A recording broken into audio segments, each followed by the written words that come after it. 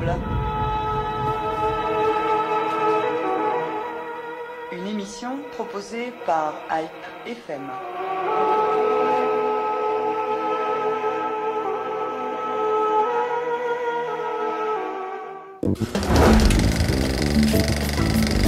Dans quelques semaines, la capitale de la France aura à sa tête un nouveau maire, ou plutôt une nouvelle maire, même si le féminin prête à confusion. En effet, quoi qu'il arrive, c'est bien une femme qui l'emportera le 30 mars prochain et deviendra maire de Paris, puisque les deux favoris de ce scrutin sont Anne Hidalgo, la candidate de la majorité, et Nathalie Kosciusko-Morizet, candidate de l'UMP UDI Modem. Pour accompagner cette élection, Hype FM a voulu interroger les principaux candidats sur les questions qui préoccupent plus particulièrement ses auditeurs. Et dans ce cadre, nous avons le plaisir de recevoir ce matin Anne Hidalgo. Bonjour. Bonjour à vous. Aujourd'hui, première adjointe du maire sortant Bertrand Delanoë. Au cours de cette émission, vous serez également interrogé par Valentin Caprielian. Bonjour. Bonjour. Et je rappelle à nos auditeurs que l'antenne leur est ouverte dès maintenant. Ils peuvent aussi poser leurs questions à Anne Hidalgo en appelant le 01 43 53 20 74. Alors, Anne Hidalgo, je le disais en préambule, quoi qu'il arrive, une femme sera maire de Paris dans quelques jours. Et à une semaine de la Journée internationale de la femme, quel regard vous portez sur cette victoire féminine annoncée, quelle qu'elle soit ? D'abord, ça veut dire que les choses progressent quand même en matière de parité, parce que c'est vrai que c'est la première fois qu'il y aura une femme élue sur une collectivité dans un combat démocratique de cette ampleur-là. On a eu des femmes, premiers ministres, ministres, mais il s'agit de nomination. Là, c'est une élection. Ça veut dire que Paris est quand même une ville extrêmement progressiste et ouverte dans laquelle c'est possible. Et moi, je m'en réjouis parce que je suis une féministe. Ça fait très longtemps que je me bats pour l'égalité et la parité. Et ça, c'est une bonne chose. Ensuite, au-delà du fait qu'il y aura une femme maire, il y a des femmes progressistes, c'est mon cas, il y a des femmes conservatrices. Donc les électeurs ont le choix entre deux approches, deux projets, deux types d'équipes et deux visions de la ville de Paris pour demain. Donc on reste quand même avec des projets politiques de nature très différente, mais c'est vrai que ça sera une belle avancée. Bien sûr, être femme ne suffit pas, vous êtes avant tout évidemment demain l'une ou l'autre maire de Paris, donc avec un combat politique à mener avant tout, qui peut concerner les femmes, mais surtout l'ensemble de la population. Alors, je le disais, vous êtes depuis 2001 première adjointe au maire de Paris, en charge de l'égalité homme-femme, vous l'avez rappelé, c'est un combat que vous menez depuis des années. C'est une ville dont vous connaissez donc les points forts et les points faibles, et vous avez élaboré votre programme en conséquence, on l'imagine. Nous allons donc en discuter pour certains de ces points, les points principaux. Alors, pour vous, la priorité des priorités, j'ai envie de dire, c'est le logement. Oui. C'est effectivement une grande cause nationale. On a célébré cette année les 60 ans de l'appel de l'abbé Pierre en faveur des sans-abri. 60 ans après, on estime à 3,5 millions le nombre de personnes non ou très mal logées en France. Évidemment, elles ne sont pas toutes à Paris, mais justement, beaucoup de familles modestes doivent quitter Paris, étant donné les coûts, le prix du logement. Qu'est-ce que vous proposez pour éviter cet exil, on a envie de dire, ou les faire revenir, ou aider ceux qui ont du mal à accéder au logement ? D'abord, je pense qu'une mairie, et a fortiori la mairie de Paris, a un rôle très important. Depuis 2001, avec Bertrand Delanoë, on a produit du logement social pour rattraper un retard. Et nous sommes aujourd'hui à 20,4% de logements sociaux dans Paris. On était à 13% en 2001. Et donc, ça a permis de maintenir des populations modestes, des gens qui travaillent, des gens qui vivent de leur boulot. Le logement social, c'est pour les infirmières, pour les policiers, pour des gens qui travaillent dans le commerce, etc., etc. On a permis de maintenir environ 200 000 personnes par cette politique-là. Moi, je veux l'amplifier, donc aller au-delà, aller à 30% de logements sociaux à horizon de 2030. Mais je sais que je ne réglerai pas le problème uniquement en actionnant sur les logements sociaux. Donc je suis allée chercher aussi le secteur privé.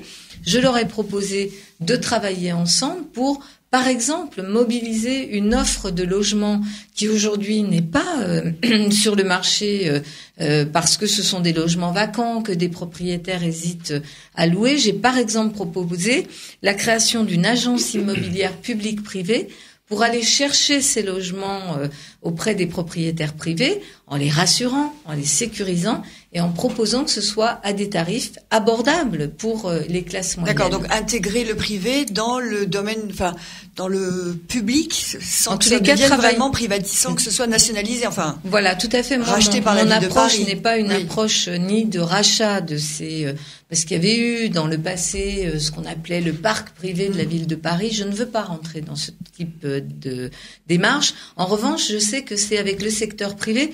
J'en ai beaucoup parlé avec eux et ils sont partants pour cette démarche parce qu'ils voient bien que dans notre ville, mais au-delà, parce que ça concerne le Grand Paris et l'agglomération, si on ne résout pas la crise du logement, d'abord, les gens sont dans des difficultés énormes, mais surtout, ça pèse aussi sur l'économie parisienne et sur l'économie francilienne. C'est un élément très très lourd d'impact sur le plan économique au niveau de notre métropole, cette question de la crise du logement. Donc, il faut qu'on s'y mette tous. S'y mettre tous, c'est nous, les collectivités, l'État, nous devons jouer notre rôle. Le secteur privé doit accompagner et apporter aussi des solutions.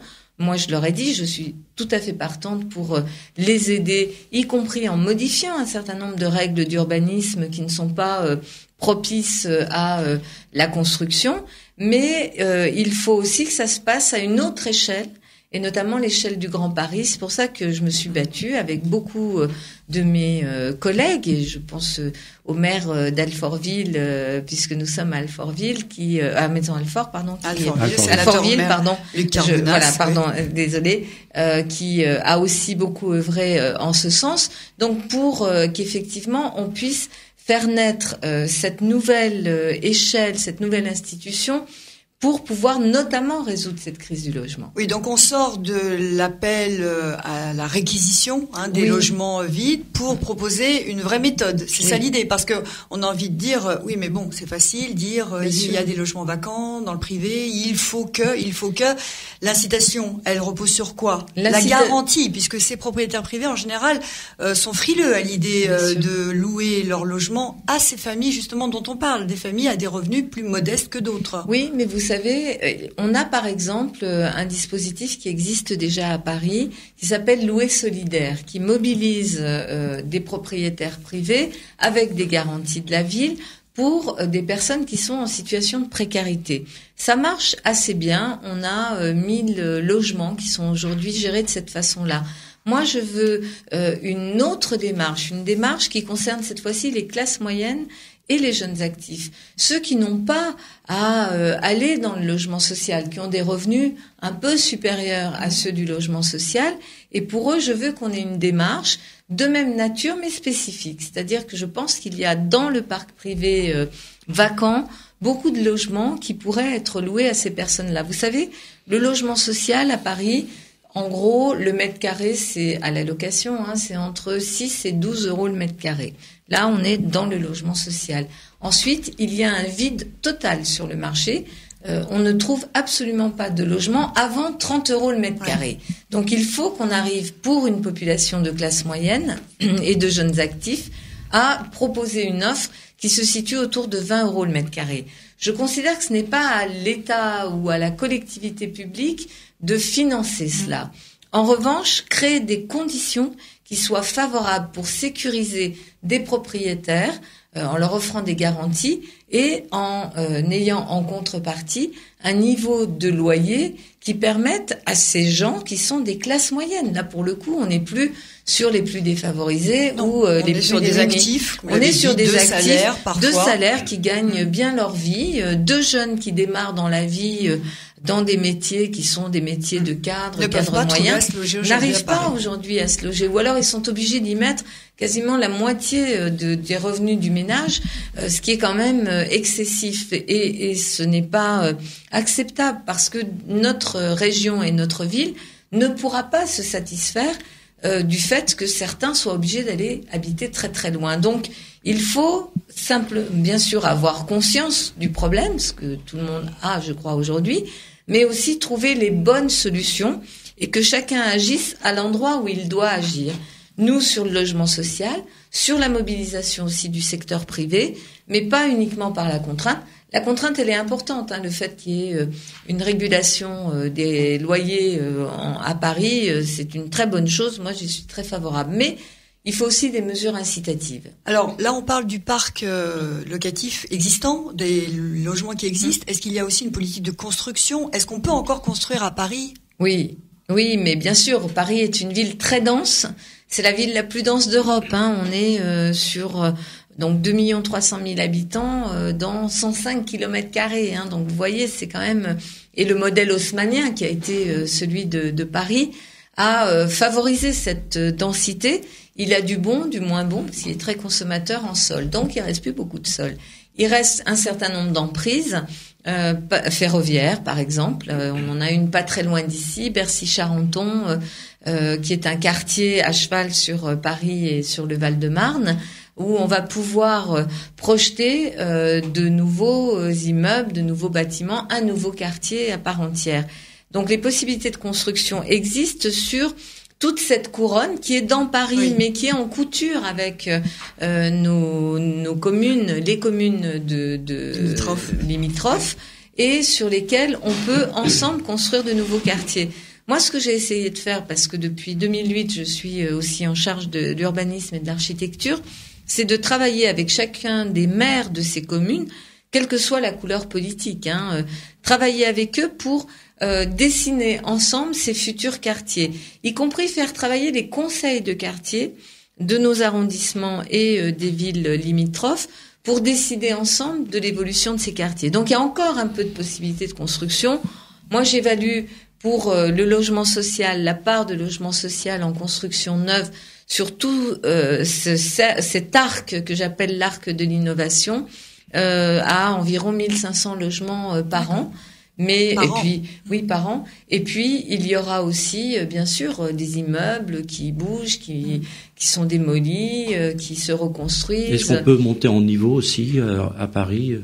Alors ça, je l'ai souhaité, pas partout, parce que bien sûr, on va pas dans le cœur historique de Paris. Il y a un plan local d'urbanisme, un plan de protection des quartiers historiques comme celui du Marais qui m'importe beaucoup, parce que la beauté de Paris, c'est aussi de préserver ce qu'on nous a légué en héritage. Son patrimoine architectural, de pas défigurer la capitale. Absolument. Et donc, pour nous, il n'a jamais été question de monter dans le cœur de Paris. En revanche, de se donner des libertés sur ces territoires qui sont des territoires limitrophes, qui sont des territoires aujourd'hui au cœur de la métropole. Et donc, j'ai porté, ça a été un combat, politique assez dur, mais en même temps, j'ai pu constater, par exemple, pas très loin d'ici, aussi dans le 13e arrondissement, à la limite de Ivry et de Paris, sur ce qu'on appelle nous la ZAC Paris-Rive-Gauche, j'ai pu constater dans la discussion avec les habitants, au début, ils étaient très très hostiles à l'idée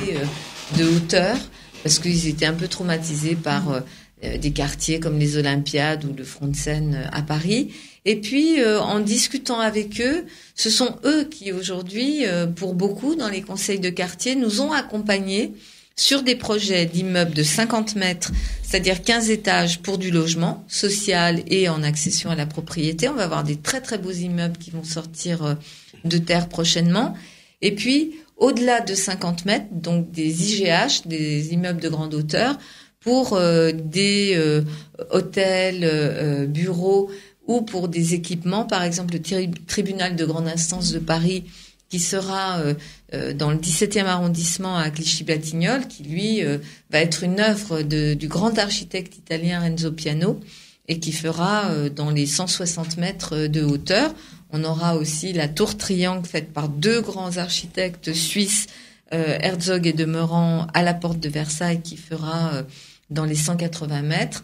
Et puis on aura c'est à la périphérie, et on aura sur le 13e arrondissement un immeuble donc bureau et hôtel fait par Jean Nouvel, qui s'appelle la Tour du Haut, qui va aussi avoisiner les 150 mètres. Alors vous parliez solidarité, hein. Oui. À un moment donné, vous avez employé ce terme, donc ça m'amène à la question suivante. Justement, c'est aussi une de vos priorités, la solidarité, le vivre ensemble, hein.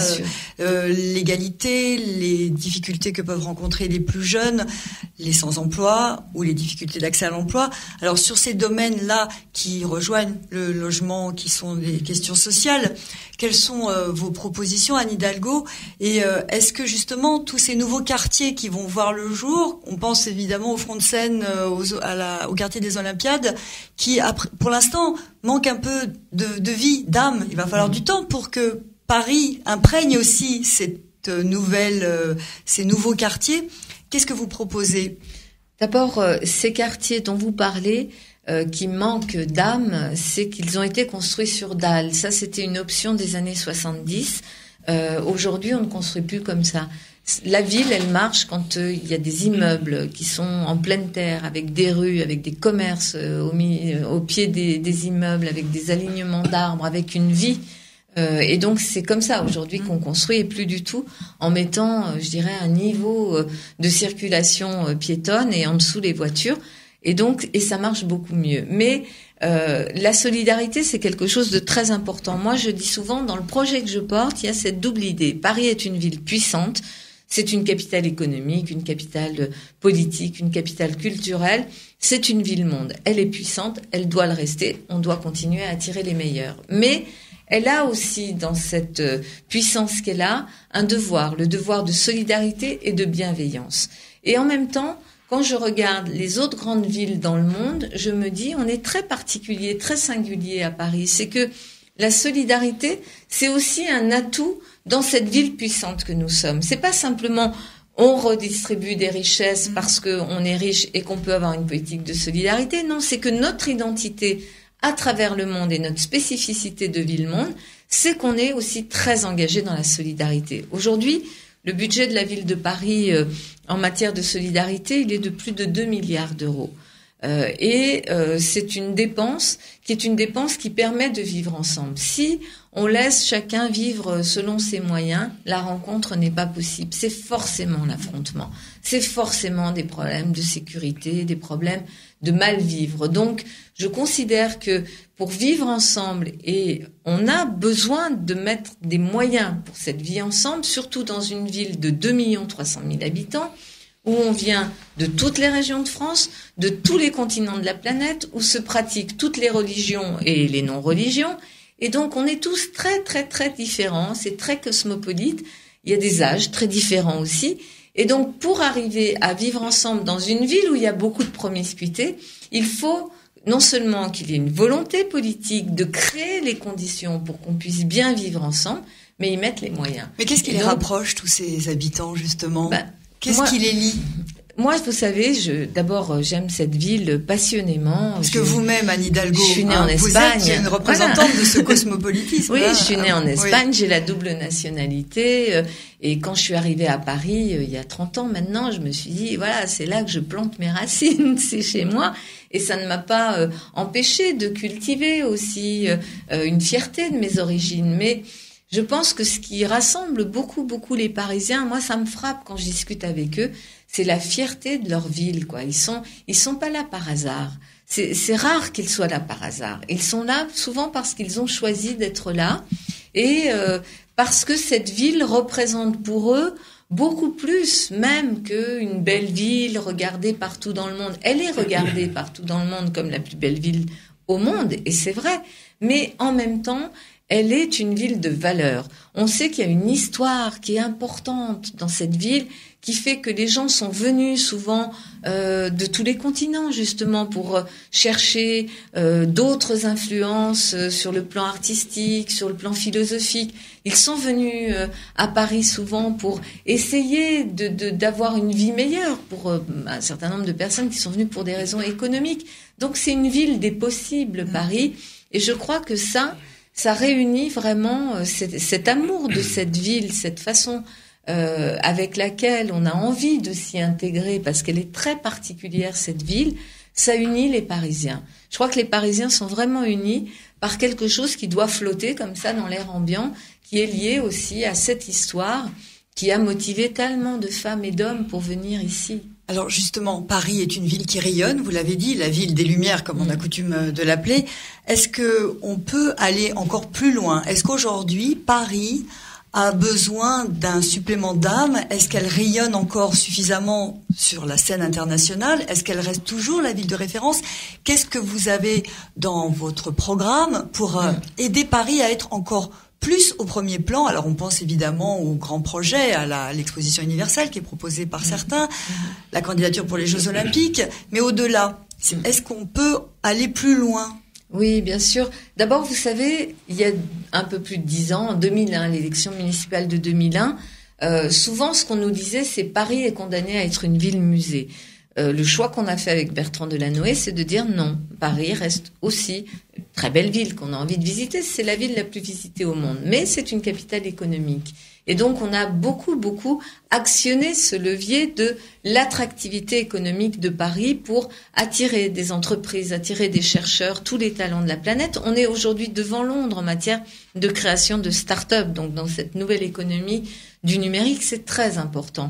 Et aujourd'hui, on ne parle plus de Paris comme ville-musée. Ce sont les détracteurs de Paris qui en parlent comme ça et ceux qui ne connaissent pas cette ville. Aujourd'hui, on a vraiment retrouvé la place qui est la nôtre dans cette diplomatie des villes, parce qu'il y a une diplomatie des villes. Paris est très engagé dans à la fois une compétition internationale, des grandes villes monde avec Londres, New York et les grandes villes des pays émergents, mais on est aussi une grande ville monde qui attire, qui continue à attirer les créateurs et qui fait que on est vraiment bien positionné dans cette compétition internationale. Ensuite, il faut aller plus loin. Et moi, je pense que le grand défi qu'on a à relever, c'est celui du Grand Paris. Quand on regarde les autres grandes villes monde, elles sont à une échelle qui est l'échelle de notre Grand Paris à nous. Voilà, à une échelle de 7 millions d'habitants. Et donc, il faut qu'on arrive de façon intelligente à relever ce défi de la création du Grand Paris pour permettre justement à Paris d'être encore plus mieux positionné dans ce grand concert et compétition des villes-monde. Alors justement, on va détailler un petit peu ce Grand Paris dont on parle depuis le début de cette émission, parce que là, ça concerne vraiment l'ensemble de nos auditeurs, non seulement les Parisiens, mais toute l'Île-de-France, puisque c'est un projet qui englobe la petite couronne, comme on l'appelle, et vous l'avez dit tout à l'heure, notamment Alfortville. Alors, ça concerne l'urbanisme, l'aménagement, les transports, la solidarité aussi, des budgets qui vont être mis en commun. Expliquez-nous un petit peu, Anne Hidalgo, c'est quoi le Grand Paris ? D'abord, c'est une instance avec des compétences et des moyens pour agir. Parce que moi, je me suis battue avec d'autres pour que ce soit pas simplement un lieu où on échange entre les maires d'une agglomération, parce que on a un destin commun. On a un destin commun sur cette agglomération parisienne. Et donc, cette instance du Grand Paris, ce Grand Paris métropolitain, va jouer un rôle d'abord en matière de logement, parce que il va falloir construire. Vous savez, dès qu'on sort de Paris, la densité est divisée par 2. Donc, il va bien falloir aller construire de façon intelligente, pas des bars et des tours et des immeubles de faible qualité, mais il va falloir construire des beaux quartiers autour de Paris, des quartiers mixtes avec du logement, avec des entreprises, avec des services publics, avec des espaces verts. Et donc, ça va être la compétence première du Grand Paris. Mais il y aura aussi la solidarité. Par exemple, on est confronté dans cette crise sans précédent à un afflux de personnes en grande précarité à la rue, des SDF. J'ai signé récemment avec 2 grandes associations, Emmaüs et l'association Aurore, un engagement pour que dans la future mandature, on mette tout en œuvre pour que dans les 48 premières heures où les personnes sont à la rue, il y ait des solutions d'hébergement qui leur soient proposées. À l'évidence, ça ne peut pas se gérer uniquement à l'échelle d'une ville, ça doit se gérer à l'échelle métropolitaine. Et Paris met vraiment des moyens. On a 60% d'hébergement d'urgence qui est dans Paris intramuros. Donc la solidarité, l'attractivité, le développement économique sont des compétences qu'on va trouver dans ce Grand Paris. Comment on va faire ? Là, nous avons 2 ans. Jusqu'à janvier 2016 pour préfigurer, c'est-à-dire organiser cette instance de gouvernance qui aura un président ou une présidente, qui aura un exécutif qui pourra agir. Et donc, nous avons 2 ans, avec le préfet de région, avec tous les autres partenaires, les autres collectivités, pour travailler sur l'organisation de cette instance pour qu'elle soit efficace rapidement. Parce que la crise du logement, c'est pas en 2018 ou 2020 qu'il va falloir commencer à la résoudre. Mais Anne Hidalgo, quand on présente comme ça une structure à venir avec autant de secteurs d'activité, avec une telle organisation, une hiérarchie, et tout de suite on a peur. On se dit, ça va être lourd. Comment on va faire pour que ce soit fluide? Parce que vous parliez d'urgence, l'hébergement. Quand on appelle aujourd'hui le 115, pour le citer, on a beaucoup de mal à avoir une réponse. Donc, on parle de secteurs où l'urgence prime, et en face, on est en train de mettre une structure en place qui semble lourde. Comment on peut rassurer les auditeurs en leur disant non, c'est pas parce qu'il va y avoir beaucoup de monde, beaucoup d'acteurs et que ça va s'étendre sur un grand territoire que ça va être lourd. D'abord, les maires gardent une compétence, et ça, moi, j'y ai beaucoup tenu parce que le maire est quand même l'élu de proximité qui rassure, vers lequel vont les habitants, et il est hors de question de déconsidérer le maire. Mais il faut qu'on ait des leviers pour agir ensemble. Et notamment sur la question du logement. Aujourd'hui, il y a des communes bâtisseuses, Paris en est une, d'autres qui considèrent qu'il faut surtout pas ouvrir son foncier, il faut qu'on discute, il faut qu'on avance, il faut qu'on trouve des solutions. Et ça, les maires sont quand même des gens pragmatiques. Moi, je travaille très bien avec des maires de droite, de gauche depuis longtemps. Sur Paris, je prends le maire de Sceaux, Philippe Laurent, le Patrick Ollier, qui sera sûrement un des futurs présidents de Paris Métropole, une des structures. On travaille très bien ensemble. On est capable de dépasser aussi un certain nombre de clivages politiques pour assurer le développement et la création des services nécessaires. Parce que tout le monde est concerné, de toute façon. Tout le monde est concerné. Après, il faut justement que dans cette préfiguration, et moi, si je suis maire de Paris, je jouerai bien sûr le rôle qui revient au maire de Paris, qui est quand même un rôle important. Il faut qu'il y ait dans cette préfiguration des services qui commencent à être appréhendés sur l'échelle métropolitaine. Par exemple, vous parliez du SAMU social. Le SAMU social doit passer, avant même que l'instance métropolitaine ne soit mise en place, à une échelle métropolitaine. On a besoin d'un SAMU social métropolitain pour pouvoir suivre les personnes, accompagner les personnes. Et ça, c'est déjà quelque chose qui est en cours avec les associations, avec la ville de Paris qui a aussi joué son rôle sur cette évolution. Et avec le nouveau patron du SAMU social, Éric Pliez, je pense qu'on va pouvoir avancer assez vite, en tous les cas de façon extrêmement coordonnée, avec ce qui est en train de se faire sur le plan institutionnel, sur le plan de l'institution politique du Grand Paris. Donc en fait, le Grand Paris, lorsqu'il sera officiel, j'ai envie de dire, il aura été précédé de plusieurs déjà aménagements, rencontres, discussions, accords conclus et des concrétisations, notamment qui seront déjà en route et qui permettront d'agir vite, parce que il y a cette urgence. Alors, on va parler d'un sujet qui fâche, les transports, parce que c'est un sujet qui concerne principalement, j'ai envie de dire, les franciliens plus que les parisiens intramuros. Alors, les grands travaux menés par les Bertrand Delanoë ces dernières années ont apporté une réelle modification au visage de Paris, qui est resté en même temps le même. Et maintenant que les travaux sont terminés, force est de constater que c'est plus fluide. Mais pendant des années, ça a été difficile parce qu'il y avait beaucoup de chantiers qui étaient en cours, etc. Mais malgré tout, ça reste quand même difficile pour la majorité des gens qui habitent la Petite Couronne ou beaucoup plus loin, en banlieue, de se rendre à Paris pour travailler. Alors, sur ce point-là, quelle amélioration peut être apportée? Est-ce qu'il y a moyen de creuser de nouvelles lignes de RER, d'augmenter le trafic, de moderniser? Qu'est-ce qu'on peut proposer? D'abord, priorité aux transports en commun. Pour les rendre plus confortables, plus nombreux, et donc bien sûr qu'il faut poursuivre, par exemple le tramway, qui est le tramway qui fait le tour des Maréchaux, qui c'est vrai a été impactant en termes de circulation. notamment sur la partie est de l'agglomération. Ce tramway, il sert quand même à plus de 50% des habitants qui sont des habitants non parisiens, enfin de la petite couronne. Donc moi, je souhaite le prolonger pour donner cette capacité, cette mobilité supplémentaire. Il y a par exemple la prolongation de la ligne 10 vers Ivry, qui est très importante pour nous avec l'émergence de ce nouveau quartier et qui est un élément structurant de cette métropole sur l'est de Paris.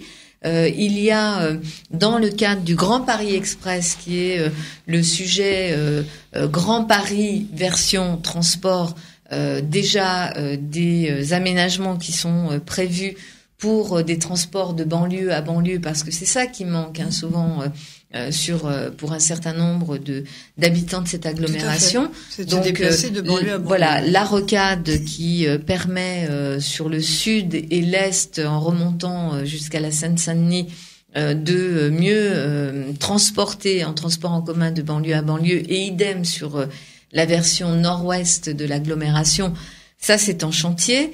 Les prolongements de ligne 14 pour désaturer la ligne 13 et monter jusqu'à Saint-Ouen, puis ensuite Roissy et pareil vers Orly, tout ça c'est en chantier. Donc il y a déjà un certain nombre de mesures qui sont lancées, et Paris, en tant que ville, est un des principaux financeurs de ces travaux-là, puisque dans le syndicat des transports d'Île-de-France, qui régit l'ensemble des transports, Paris apporte 30% des subventions. Donc ça veut dire que vous avez votre mot à dire dans les décisions de la RATP, des transporteurs de l'Île-de-France. Exactement, notre mot à dire, mais que nous avons toujours voulu, y compris lorsque les financements ne concernent pas les aménagements de Paris Intramuros, être solidaire. Vous savez, on a financé en partie le tramway des Hauts-de-Seine qui débouche aujourd'hui sur la porte de Versailles, parce que c'était important pour nous d'apporter aussi ce soutien financier à des projets banlieue à banlieue. Ensuite, je pense qu'il faut d'autres formes de mobilité. Autolib, qu'on a immédiatement souhaité sur une échelle métropolitaine, puisqu'on a un syndicat intercommunal, enfin un syndicat mixte, qui permet à plus de 50 communes aujourd'hui d'être engagées dans Autolib.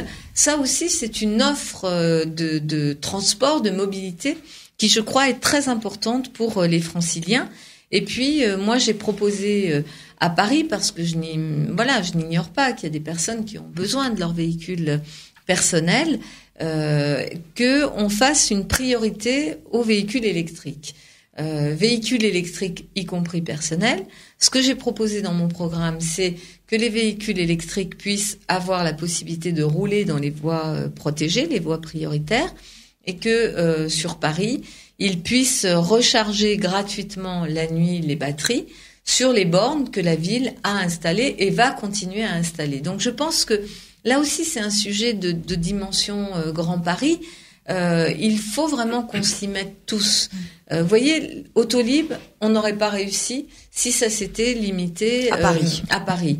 La réussite d'Autolib, et quand je discute avec certains maires de banlieue, ils me disent, pour nous, l'enjeu, c'était d'arriver à passer de 2 véhicules par ménage à 1 véhicule personnel.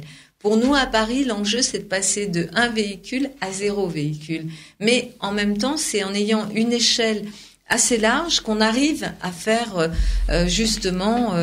à rendre un service qui est un service réel et très très bien utilisé. Mais bien souvent la question qu'on se pose, c'est on ne fait pas disparaître la voiture en mettant en place ce système de Autolib. Non, mais vous savez, quand vous avez un système de voitures en autopartage, en fait, vous avez, à terme, on aura 3000 véhicules qui vont circuler dans ce système d'autopartage. Ça remplace 15 000 véhicules.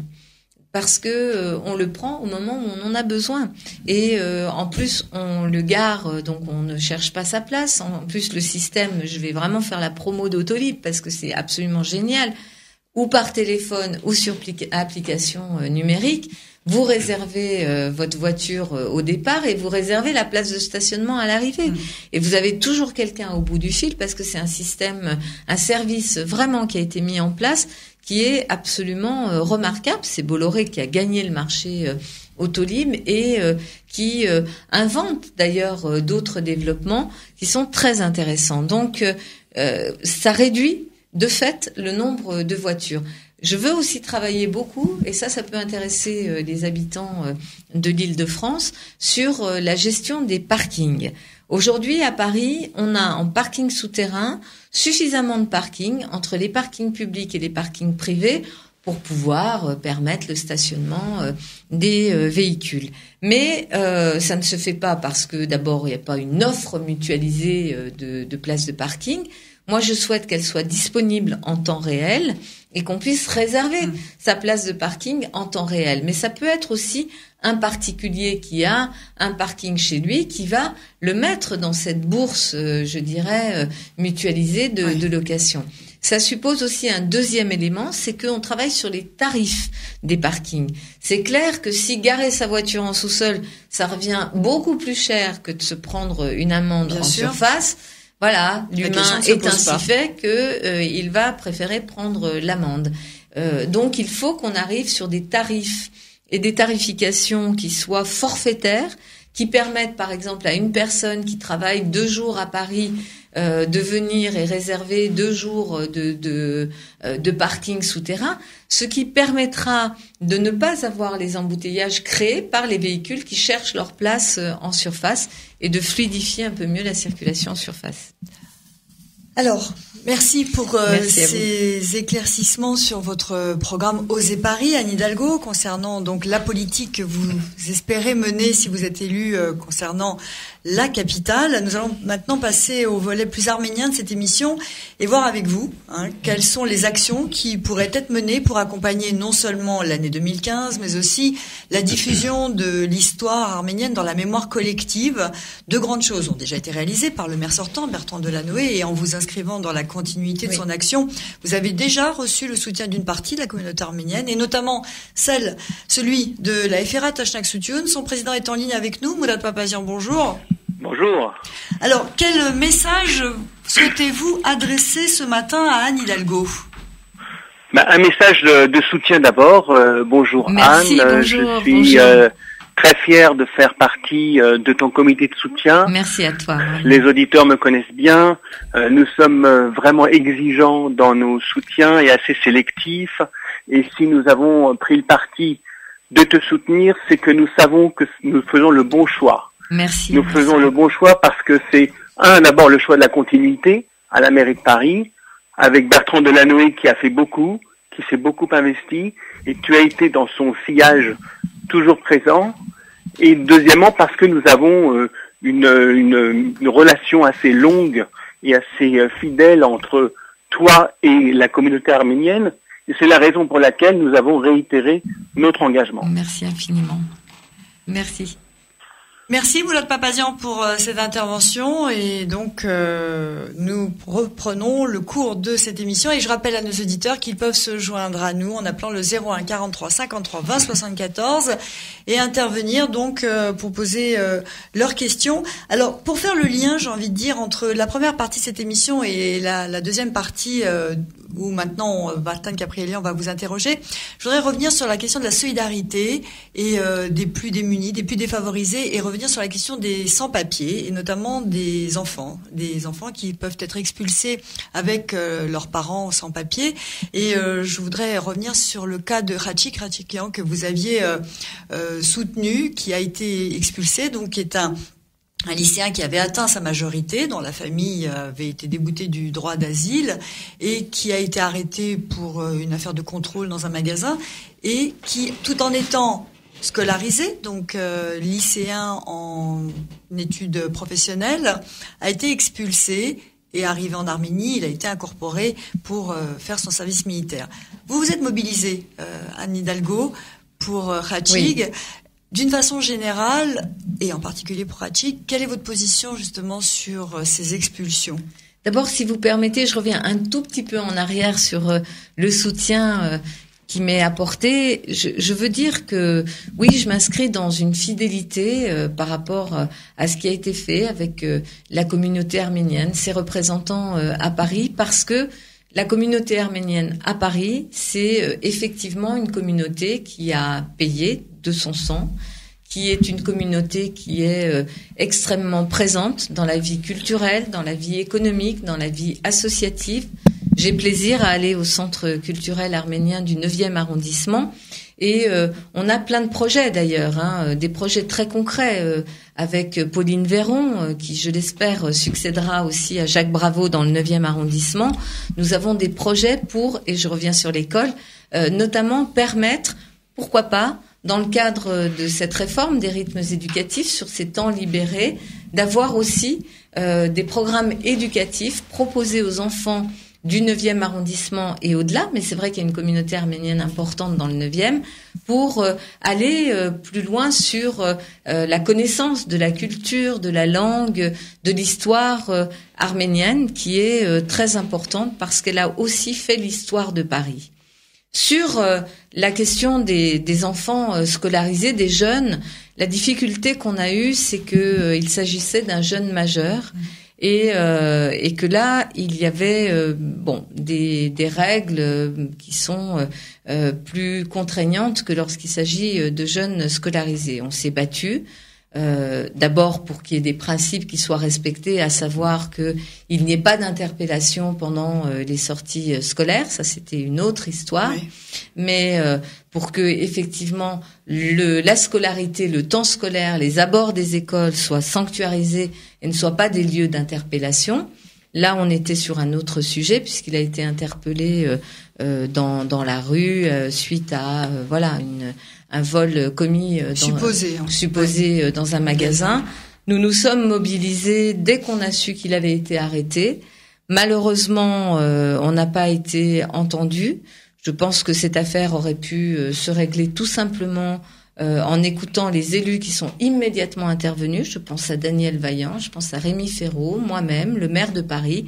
On est tous intervenus au moment où on a su que l'interpellation avait été faite et il fallait éviter qu'il ne soit expulsé parce que s'il avait commis une faute, il pouvait tout à fait la réparer et on pouvait accompagner le parcours d'intégration et le parcours scolaire de ce jeune. Mais le fait de se retrouver immédiatement embarqué et donc hors du sol du territoire français, ça a effectivement fait diminuer les moyens d'action que nous avons. Il y a eu des interventions auprès de l'ambassade d'Arménie et malheureusement, c'est une affaire aujourd'hui sur laquelle nous n'avons plus de moyens d'action véritables. Mais si on comprend effectivement que force doit rester du côté de la loi et que si il y a une loi, il faut bien l'appliquer, il y a eu quand même une forme de violence dans cette affaire Khachik parce que une expulsion immédiate, soudaine, alors qu'elle était accompagnée d'une très forte mobilisation, oui.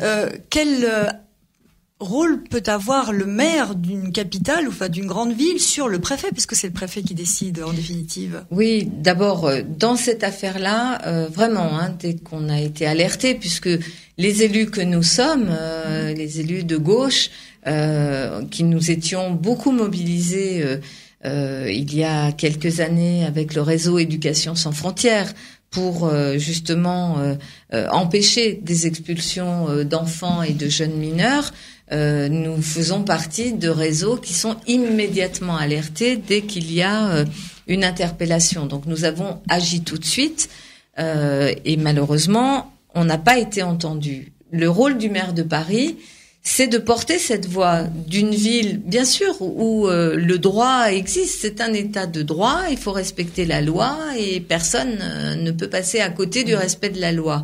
Mais c'est une ville dans laquelle, parce que c'est aussi une forme de porte d'entrée de beaucoup de migrants du monde entier. Paris, on a eu les Afghans, on a eu tous les jeunes venant des printemps arabes, notamment des jeunes Tunisiens.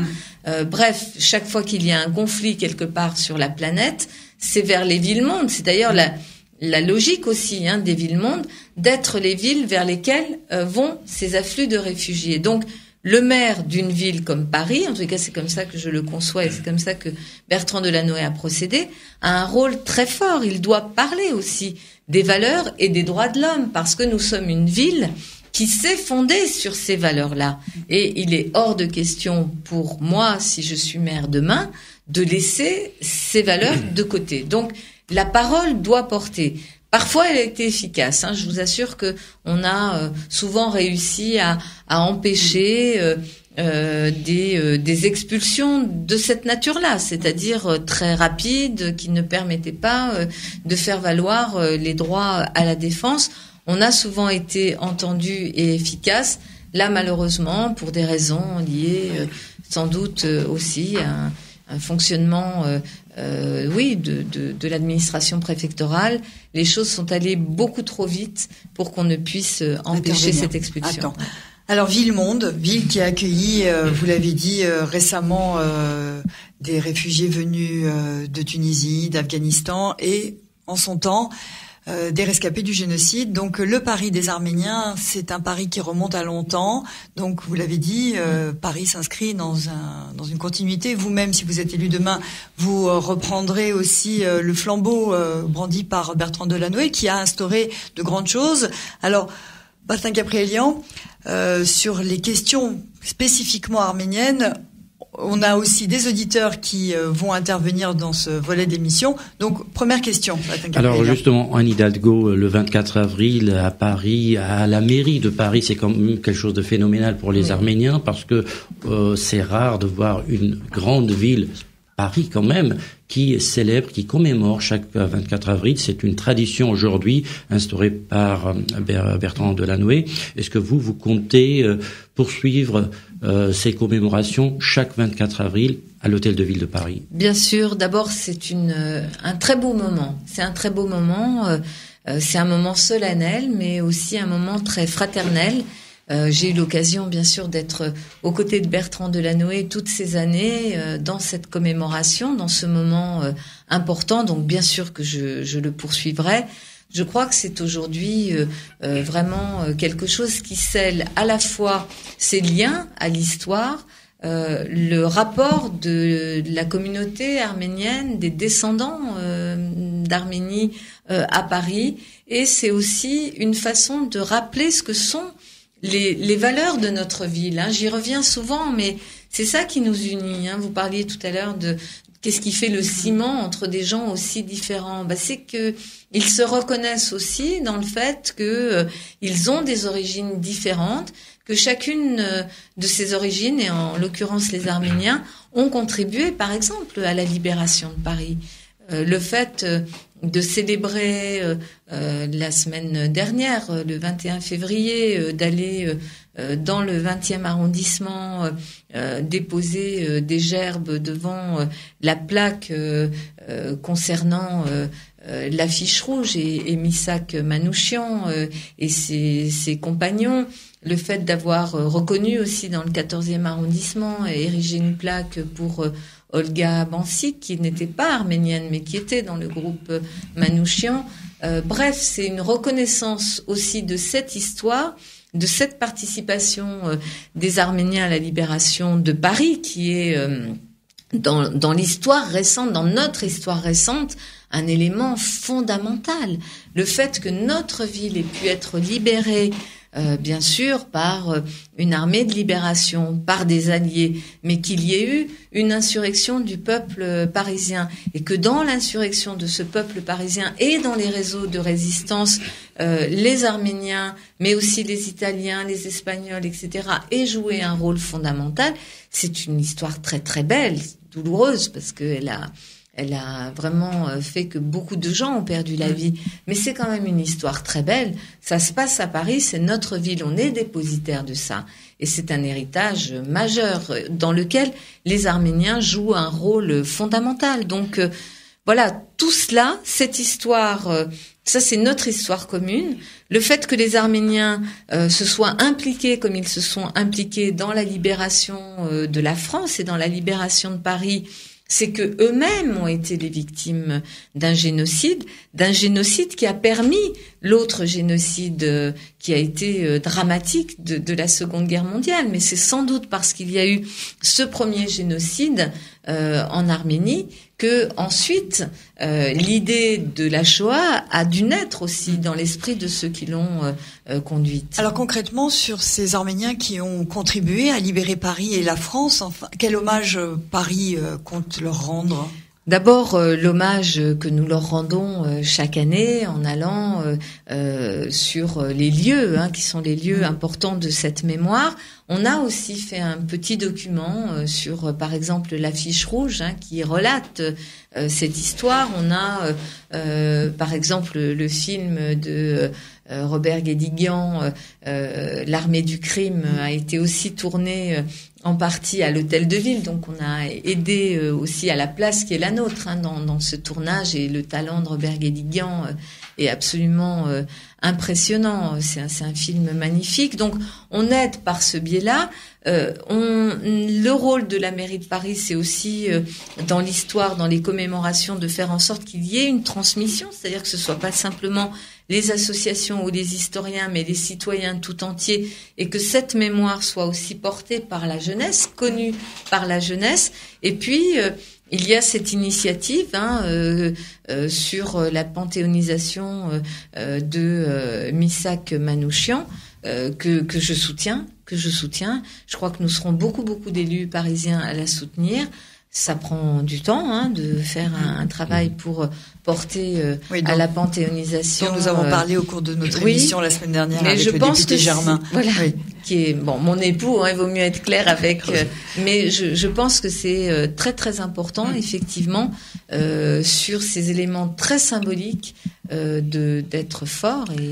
Justement, Anne Hidalgo, au-delà des aspects commémoratifs, il est très important de parler avec les hommes politiques, les femmes politiques, du sens du centenaire du génocide arménien, pour aller au-delà de ces participations, de ces présences qui sont très chaleureuses et très importantes pour la communauté arménienne. Mais 100 ans après, quand vous voyez en face de vous, et vous êtes forcément en contact avec des représentants de la communauté turque en France, ou avec des représentants de l'État turc aussi, avec les représentants d'Istanbul ou d'Ankara, quel sens a pour vous le fait que 100 ans après, le génocide ne soit toujours pas reconnu et que le combat contre cette loi que mènent les Turcs et certains Français et que nous menons pour avoir sauver notre dignité en quelque sorte et sauver aussi la mémoire des victimes, quand on voit tout le travail qui se fait en face pour mettre des barrières face à cette loi, quelle est votre position? Moi, je voudrais chercher le sens pour vous de toutes ces démarches.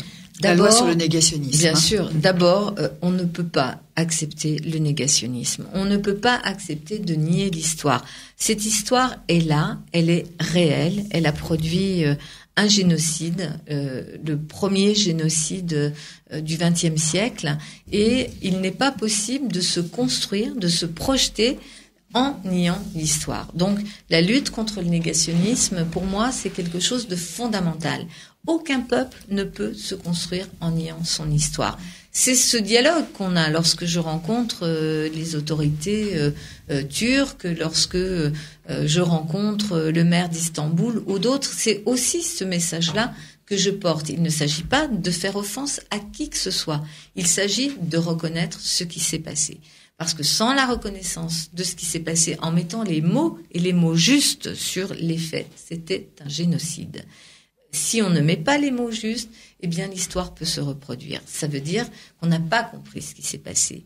Et donc il faut porter, et moi je la porte avec vous, cette bagarre pour la reconnaissance et la condamnation. La reconnaissance du génocide, mais la condamnation de la négation du génocide est aussi importante que la condamnation du génocide, la reconnaissance du génocide. Donc, je porte cela avec vous parce que vraiment, j'ai conscience que on est dans une société avec les nouveaux moyens d'information, tout ça est formidable, mais en même temps, on est dans une société qui va vers l'amnésie. Une information chassant l'autre, c'est l'information la plus récente qui prime sur toutes les autres. Or, Nous, les humains, nous fonctionnons quand même aussi sur des temps longs.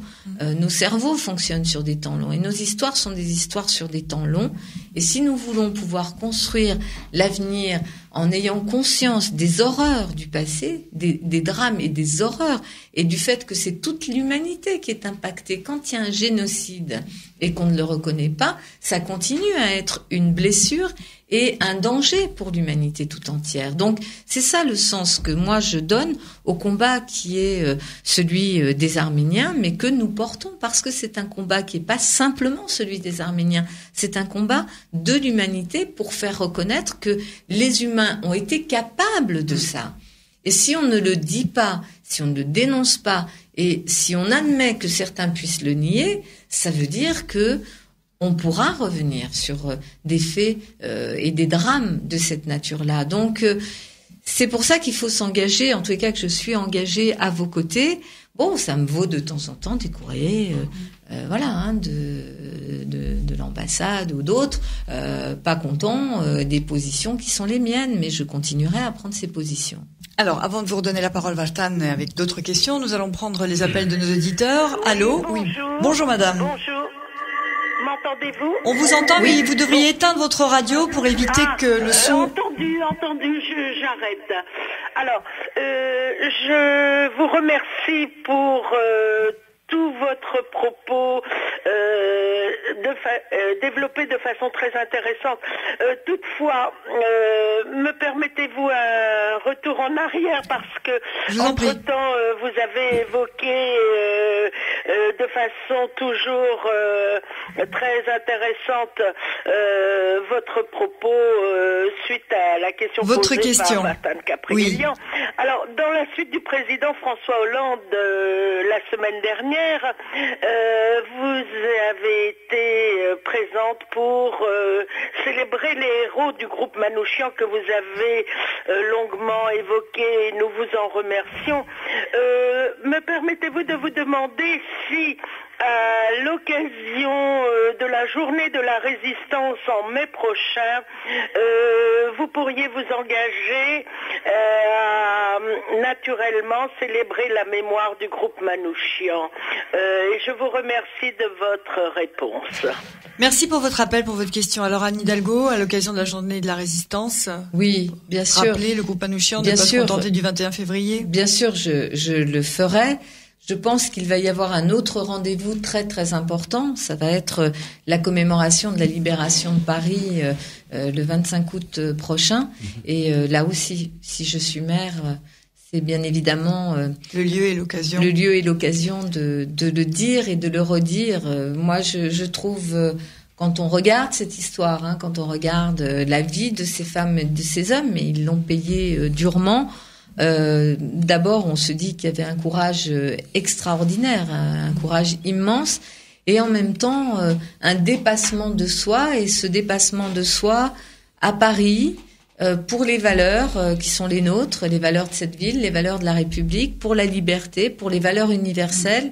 Ça mérite qu'on continue à en parler longtemps. Et à rappeler pourquoi ce dépassement de soi, parce que quand on a tout perdu dans un génocide, ces hommes et ces femmes avaient effectivement tout perdu, sauf la rage de libérer le pays qui les accueillait. Donc c'est important de faire œuvre de pédagogie. Et ils étaient allés combattre aussi en Espagne avant. Ça, je n'oublie pas non plus. Alors, un autre appel d'auditeur. Bonjour. C'est à vous. Bonjour Madame Hidalgo. Bonjour. Madame Hidalgo, bonjour. Je suis un de vos plus grands soutiens et fervents admirateurs. Merci. J'espère que quand vous serez élu maire de Paris, vous allez débaptiser la rue d'Ankara à Paris dans le 16e et la rebaptiser rue du génocide arménien. Alors, ma question est la suivante, Madame la future maire. Puisque vous avez tout à l'heure parlé de devoir de solidarité et de bienveillance. Je suis français, madame. J'aimerais que la France, aujourd'hui, garde encore cette image de phare du monde et de pays des libertés, que l'on conserve jalousement. Je voudrais, madame Hidalgo, puisque vous avez parlé aussi de logement, vous supplier momentanément et provisoirement de bien vouloir secourir un nouvel étudiant arménien qui va être expulsé dans 90 jours. Il s'appelle Aykaz Manouchian. sa sœur Greta va être aussi expulsée de France. Ils ont tous reçu l'OQTF et leur maman est officiellement mise à la rue en plein hiver, à 60 ans de l'appel de l'abbé Pierre. Cela se passe, madame, aujourd'hui, ici et maintenant, sur le territoire français. On peut peut-être préciser où ça se passe. Nous vous demandons votre soutien, madame. Nous vous supplions de soutenir cette femme qui va être obligée d'accoucher à la rue. Alors, on peut peut-être préciser où ça se passe pour que Anne Hidalgo sache si c'est dans son domaine de géographique de compétences. Ce n'est pas dans son domaine, mais elle peut intervenir auprès de monsieur Valls et du préfet Berthier dans l'Oise. Je vais regarder ça, bien sûr, et ce que j'ai dit avant reste valable, y compris pour ce cas. Donc, je vais regarder ça et bien sûr apporter mon soutien. Merci pour votre appel. Merci à vous. Merci d'alerter sur ce cas qui a déjà été porté à la connaissance de nos auditeurs, donc cette famille en instance d'expulsion. Nous avons un autre auditeur. Allô? C'est à moi? C'est à vous. Oui. Madame Bienvenue Hidalgo, sur l'antenne. Bonjour. Merci infiniment d'être avec nous et j'espère que je suis monsieur Yacoubian et je ne suis pas très loin de chez vous, à la mairie de Paris. J'espère que vous allez prendre la même ligne que monsieur Delanoë. C'est peut-être méchant ce que je dis là, mais monsieur Delanoë nous a tellement fait du bien en respectant notre mémoire. N'oublions pas que c'est grâce à lui que nous avons une statue de Komitas et que nous avons le jardin de Yerevan. Et ça nous fait chaud au cœur. Je continuerai, vous pouvez vraiment compter sur moi. Et vous battre pour nous parce que nous n'avons pas beaucoup d'amis. Non, je serai avec vous. Je vais pas redire ce que j'ai dit avant, mais vraiment, je serai avec vous. Ces sujets sont extrêmement importants et d'ailleurs, vous savez, on travaille beaucoup avec le maire d'Yerevan, qui est aussi membre de l'Association internationale des maires francophones. J'ai eu l'occasion de le voir, de le rencontrer à plusieurs reprises. Et si je suis maire, j'espère pouvoir aller lui rendre visite et poursuivre cette coopération aussi avec lui. Merci pour votre appel. J'espère que vous allez être maire et j'espère que vous allez prendre la continuité et être avec vraiment la vérité, parce que le peuple arménien a besoin de gens qui soient du côté de la vérité. Je ne demande pas du favoritisme, nous ne sommes pas parfaits, mais cette vérité depuis 100 ans qu'on attend, elle est encore là à attendre. Tout à fait. C'est très dur pour nous. Moi, je n'ai pas subi, mais mes parents me l'ont raconté. Merci. Je serai à vos côtés. Merci pour votre appel. Merci pour votre appel. Vous entendez l'émotion qui se dégage de la voix de cet auditeur et effectivement les marques de sympathie, d'attention et d'engagement et de soutien 100 ans après restent suffisamment rares pour qu'elles émeuvent au plus haut point. Bien sûr. C'est juste pour mesurer l'impact que peuvent avoir les prises de position. Les Arméniens, 100 ans après, ne sont toujours pas habitués à ce que leur histoire puisse devenir une histoire collective et qu'on se l'approprie avec force. C'est notre histoire. Encore un appel d'auditeur. C'est à vous. Allô? Oui, c'est à vous. Bienvenue. Bien. Bonjour Madame Hidalgo. Je suis Armand Tchitchekian, natif de la rue de Belleville. J'ai passé toute mon enfance à Belleville où il y avait une grande communauté arménienne que j'ai connue. Et je suis aussi un ami de François Dagneau que j'ai félicité. C'est très bien. Le maire du 19e. Qui nous a beaucoup aidés. Ouais. Voilà. Et puis, je l'ai félicité de passer maire puisqu'il est devenu maire. Il m'a téléphoné il y a 2 jours. Et je voudrais vous témoigner aussi mon admiration. Et que j'espère que vous passerez, que vous serez maire du 19e. Merci à vous, merci. Été à nos côtés. Merci, c'est très. D'abord, c'est très touchant ce que vous dites. Je ne fais pas de. Je suis sûr que vous nous aiderez, comme vous l'avez toujours fait.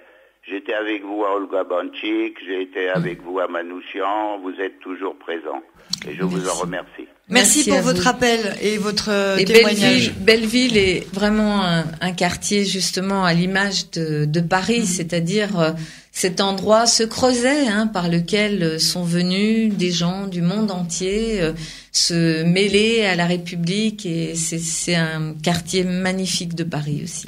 Alors, on poursuit, Walter Keprelian, sur le concret, j'ai envie de dire. Oui, Anne Hidalgo vous posait la question. On parlait tout à l'heure de négationnisme, de ce combat. Et puis, on a vu pendant nos manifestations devant le Sénat qu'il y avait d'autres manifestations de Turcs extrémistes venus avec leur slogan négationniste sur le sol parisien. Et en masse, venus de toute l'Europe. Est-ce que c'est quelque chose pour nous insupportable? Est-ce que la ville de Paris peut intervenir pour que nous ne voyions plus ce genre d'expression négationniste dans la rue? Oui, en attente d'une loi, j'ai envie d'ajouter. D'abord, en parlant. Je pense que la parole du maire de Paris est quelque chose d'important et fort. Quand le maire de Paris s'exprime sur ces sujets-là, c'est au nom de tous les Parisiens qu'il s'exprime. Et la parole est importante. Les mots sont importants. Ensuite, c'est vrai que le maire de Paris n'a pas de pouvoir de police. C'est avec la préfecture de police, avec Manuel Valls, avec le ministre de l'Intérieur qu'il faut agir pour éviter ces mouvements-là.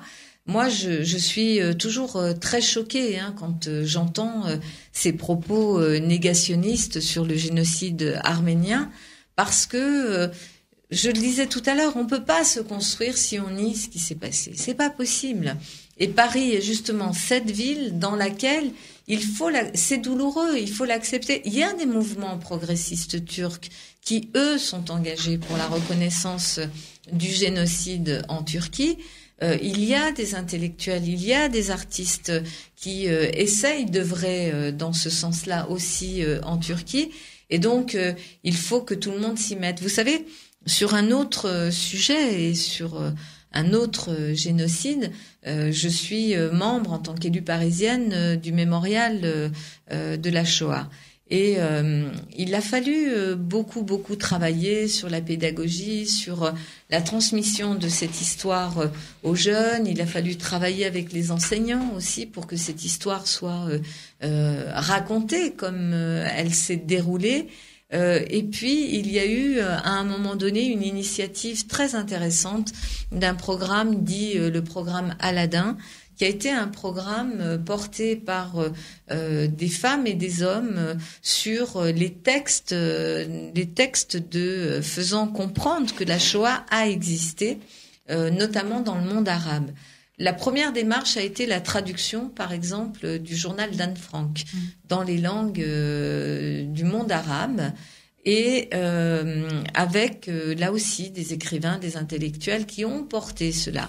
Je pense que c'est une démarche qui n'est pas inintéressante, qui peut tout à fait se transposer aussi en termes de méthode pour convaincre et surtout empêcher que, y compris une littérature faisant référence, parlant du génocide arménien, ne soit empêchée dans les pays, dans la zone qui refusent cette histoire-là. Donc, il y a à travailler ensemble. Là, le maire de Paris peut aussi jouer un rôle important. Moi, je fais partie du conseil d'administration de ce projet Aladdin, qui a été soutenu aussi par l'UNESCO et par beaucoup d'ambassadeurs. Donc, voilà, travaillons aussi. Mais concrètement, il a été question, par exemple, de ce centre de la mémoire et de la civilisation. Nous, c'est vrai que les Arméniens sont très patients, mais on attend. Voilà. On attend que les choses se concrétisent. On attend que la loi soit là. On attend que le centre de la mémoire et de la civilisation voit le jour. On attend plein de choses. Et qu'en dites-vous sur, je ne vais pas vous parler de délai, mais d'engagement concret. Bien sûr. Ces engagements, je les ai pris. D'abord sur la loi. Il y a, je crois, un travail que fait le président de la République et qui, je l'espère, apportera. Le Conseil constitutionnel avait sanctionné, donc il y a un travail juridique et politique à faire sur le centre parisien qui trouverait sa place à Paris. Nous avons d'ores et déjà un lieu possible, donc sur lequel je suis en train de travailler. Avec la communauté arménienne dans le 7e arrondissement, avenue de Ségur. Donc c'est un des lieux qui est pour nous aujourd'hui privilégié pour pouvoir y faire ce centre. J'ai pris cet engagement dans mon projet, dans mon programme, et donc je le tiendrai. Vous savez, je suis une femme d'engagement et de parole, et vraiment c'est très important effectivement qu'on puisse avoir un lieu où l'histoire, la mémoire, mais aussi la culture, mais aussi la connaissance de l'Arménie aujourd'hui, des liens entre la diaspora arménienne et l'Arménie et Paris, le rôle que peut jouer Paris, doit pouvoir trouver sa place dans ce lieu. Alors, qui participe à ce projet? Qui finance ce projet? Alors, il y aura des financements multiples dans le tour de table. La ville prendra sa part, mais bien sûr, les associations et j'espère d'autres autorités nationales et associatives qui pourront également prendre leur part. L'avenue de Ségur parce qu'il y a une opportunité. Pourquoi pas le 9e arrondissement? Parce qu'on disait tout à l'heure, le quartier des Arméniens, le Paris des Arméniens. Non, parce qu'il y a une opportunité foncière qui est extrêmement intéressante et qui pourrait permettre de créer ce lieu rapidement, voilà. Donc c'est plutôt ça. Après, dans le 9e arrondissement, il y a un lieu important qui demeurera ce lieu important. Et je pense que le 9e, notamment avec Pauline Véron, peut être un lieu où on travaille aussi avec les associations. Je le disais tout à l'heure sur la dimension culturelle, la compréhension, la connaissance de l'Arménie, de son histoire, de sa culture. On peut trouver à partir du 9e arrondissement, on en a parlé avec Pauline Véron et avec les écoles qui seront partantes pour y travailler, un endroit pour faire vivre cette mémoire de façon très très concrète avec les enfants de Paris. Alors nous avons un appel d'auditeur. Non, on me fait signe en régie que l'auditeur a raccroché finalement. Bien. Alors pour revenir à cette question de la pédagogie, de l'éducation, quelle part appartient à la ville, quelle part appartient au ministère de l'Éducation nationale? Comment ça se passe? Est-ce que la municipalité peut décider de diffuser des manuels spécifiques à l'intention des scolaires? Dans le cadre soit de programmes pédagogiques conçus avec les enseignants, ça arrive, on le fait, et sur des initiatives prises par les enseignants auxquelles la ville s'associe. Par exemple, ça peut être apporter les moyens d'un document. Vous voyez, les documents, le document qui a été fait sur la fiche rouge ou les documents qu'on fait chaque année en vidéo et en support écrit sur la libération de Paris sont des documents qui sont beaucoup réutilisés. Mais alors avant, comment donner envie aux enseignants? Ensuite, alors il y a ça, mais il y a aussi aujourd'hui, notamment sur la partie des temps qui sont des temps de rythmes éducatifs, cette partie-là, c'est une partie sur laquelle la ville peut, elle, avec des associations, avec des représentants de différents organismes ou de pays, proposer des démarches pédagogiques. Par exemple, le fait qu'on puisse, sur le temps libéré, les après-midi, mardi après-midi et vendredi après-midi, dans toutes les écoles primaires, pouvoir construire à partir du 9e arrondissement un programme pédagogique qui puisse justement permettre aux enfants de découvrir la culture, la langue, l'histoire de l'Arménie, c'est quelque chose dans lequel on peut s'engager là sans recourir à l'éducation nationale. Et qui pourrait ensuite être un exemple pour d'autres arrondissements. Et vous savez, comme Paris est une ville très cosmopolite, c'est une proposition. Par exemple, dans le 13e arrondissement, on en a parlé sur la communauté chinoise. Il y a beaucoup de parents qui nous disent, mais nous, on a envie, habitant dans cet arrondissement, étant originaire ou pas d'ailleurs, mais mêlés à cette vie locale, de connaître et de comprendre. On a par exemple dans le 10e arrondissement de Paris une crèche franco-chinoise qui a donc portée par une association avec des personnels franco-chinois, avec des enfants qui sont pour certains issus de la communauté chinoise, pour d'autres des petits Parisiens du quartier. Et là aussi, il y a dans cette crèche, qui est vraiment très très intéressante, un travail pédagogique aussi qui se fait avec les enfants et qui est tout à fait remarquable. Donc on peut faire ça avec une communauté très structurée, très solide, très engagée comme la communauté arménienne, c'est tout à fait possible. Moi, je voudrais vous poser la question par rapport aux relations de la ville de Paris avec Yerevan et l'Arménie d'une manière générale. Vous l'avez évoqué, vous avez rencontré récemment le maire de Yerevan et Bertrand Delanoë a quand même organisé la grande réunion, la conférence de la francophonie des des villes francophones à Yerevan. C'était il y a 2 ans. Oui. Et justement, d'abord une question sur ces relations, mais pas au-delà de la symbolique. Oui, ça, c'est très important de préciser qu'on a besoin vraiment de monter de niveau dans ces relations, mais d'abord sur cette exposition qui a été promise par Bertrand Delanoë, en association et en coopération avec le musée du génocide arménien à Yerevan. Est-ce que c'est un projet en cours de préparation? Oui, c'est un projet en cours de préparation, et si je suis maire, bien sûr, je le reprends et je le porte. Ça, c'est très très important. Dans la coopération avec Yerevan, j'ai fait une proposition dans mon programme, puisque je participe avec Bertrand Delanoë depuis longtemps à toute cette diplomatie des villes, à tout ce travail avec les grandes villes. Je suis d'ailleurs vice-présidente de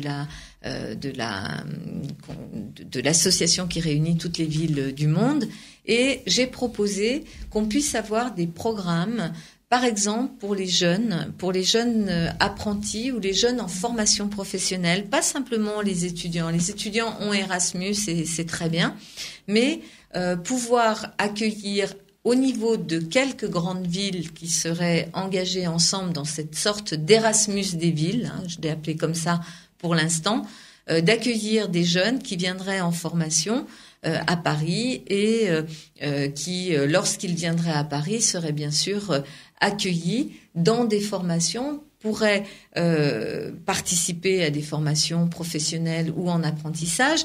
Et je pense qu'avec Yerevan, ça peut être quelque chose de tout à fait intéressant de rentrer dans ce type de partenariat, parce que il y a d'abord beaucoup de métiers, dans les métiers d'art, énormément de choses qui peuvent être partagées et qui peuvent servir aussi la France et l'Arménie, Paris et Yerevan.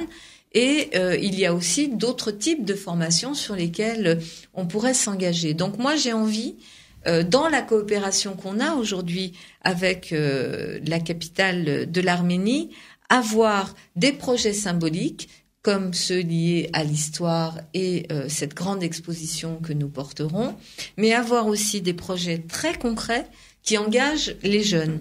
On peut avoir aussi des jumelages. Ce qu'on disait tout à l'heure sur les écoles du 9e arrondissement qui pourraient être le point de départ d'un travail sur la culture arménienne, l'histoire, etc. Il peut y avoir des échanges, ça peut être au niveau du collège. On peut avoir, puisque moi je souhaite que les collégiens à Paris puissent être jumelés avec d'autres collèges partout en Europe ou dans le monde. On peut imaginer là aussi des jumelages qui permettent à des enfants de connaître, de comprendre, de se déplacer de part et d'autre. Donc voilà aussi comment je souhaiterais engager cette coopération. Et enfin, il y a un troisième volet dans cette coopération. Il y a la culture, la mémoire, il y a l'éducation, il y a aussi l'économie.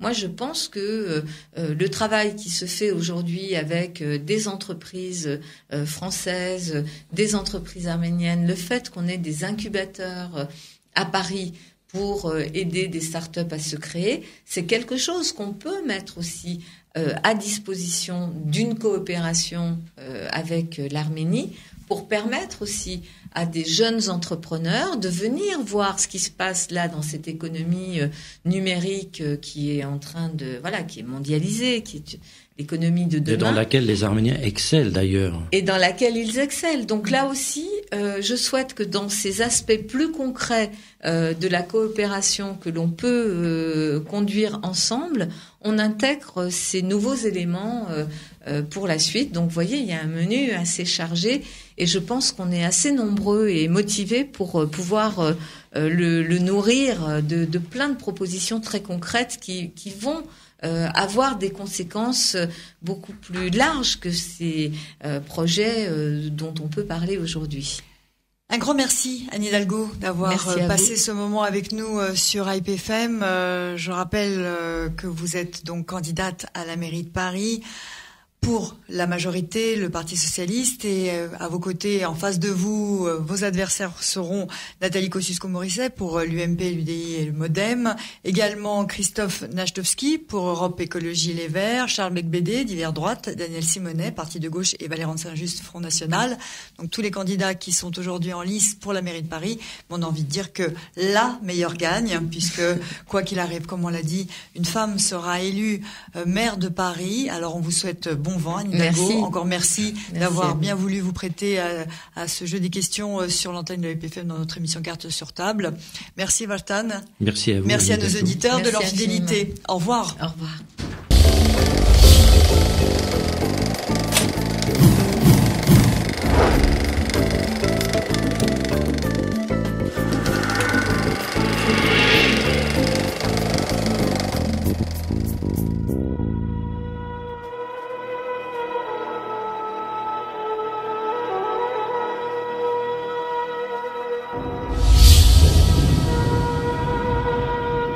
Carte sur table. Une émission proposée par Hype FM.